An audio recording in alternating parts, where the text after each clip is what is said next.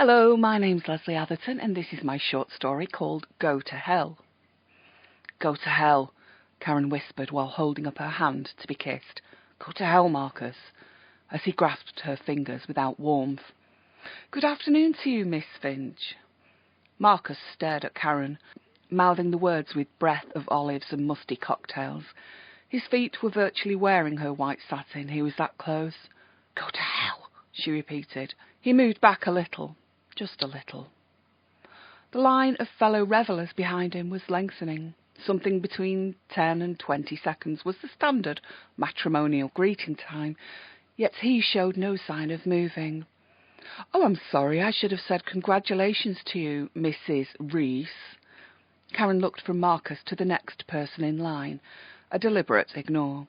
Gerald, how lovely to see you. Thank you so much for coming, she said, pulling her hand from Marcus's grasp to offer to her elderly guest. My dear, you look beautiful. Congratulations. Gerald took her hand and released it, then weaved his way round Marcus. And Dorothy, how lovely to see you. Thank you so much for coming. Beautiful gown. Dotty giggled girlishly and looked longingly towards her husband. Dance with me, Gerald, she demanded, as he extracted her from her newlywed niece. Karen's eyes followed the pair of them. Save a dance for me, Uncle Gerald. She smiled after her ageing relatives. Marcus was unmoving. It appeared that Karen had acquired a shadow. Hello, how lovely to see you. Thank you so much for coming. On and on. 7, 8, 9 more people. Mr. Rees stood barely 3 paces from his new wife and appeared blind to the 6'3" rugby fly half who towered over most of the assembled company. 30, 31, 32. Hello, how lovely to see you, and thank you so much for coming. Lipstick smudged from 40 too many disingenuous kisses. She counted while holding her hand out to the latest guest. 7 more to go meant that it would only be a minute or 2 before this ritual would all be over. She felt, rather than saw, Marcus's constant stare, refusing to meet his eyes or even acknowledge his lingering presence. Karen instead looked to her husband.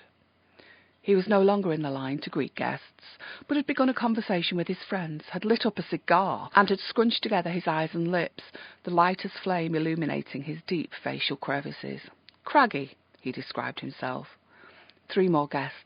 Hello, how lovely to see you. Thank you so much for coming.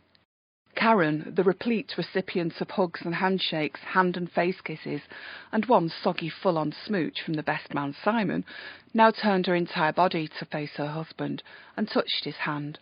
Shall we take our seats, she suggested. Her smile was pure primate, teeth white and eyes wide.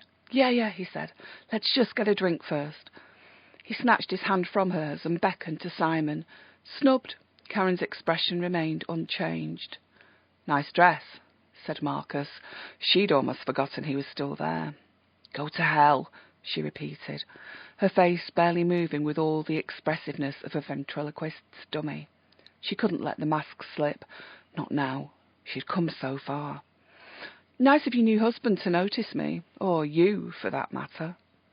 Go to hell, Marcus. She squared up to him before taking an about turn towards the ladies' room. He let her go and took sentry duty outside, being well positioned to keep an eye on both the new Mrs. Rees and the old Mr. Rees. Karen emerged, biting her silver gel thumbnail. She sighed as she saw him. It's not too late, Marcus said as his eyes scanned the room. Where was Mr. Rees? It is too late, said Karen. Where was the man, her husband? Tables and chairs swathed with white fabric and ribbons, floral displays of lilies and roses, smartly dressed guests who'd come equipped either with silly hats or silly hair. We could just walk out, now. Karen spotted him, and Marcus followed her gaze to where Mr. Rees stood at the bar, throwing tequila shots at his best man. We couldn't walk out, and we're not going to walk out, Karen whispered. He's not looking. Come on, Karen, it's now or never. It's never, said Karen. Go to hell, Marcus. I'm going to get my husband. The first gunshot was almost ignored, a silencer at close range. After perhaps The fourth shot, as the ivory linen became speckled with crimson blood, the screams of panic began. It wasn't too bad. 10, probably 11 casualties. Most would become deaths. That was what had been intended. It was about right. Go to hell, Mr. Rees, Karen chuckled, as she, a newly widowed woman wearing blood-spattered ivory satin, dropped the gun, then took Marcus's arm as he escorted her from the banqueting suite. For God's sake, Marcus, why didn't you just leave me to get on with it? Why must you always try to take the glory for yourself?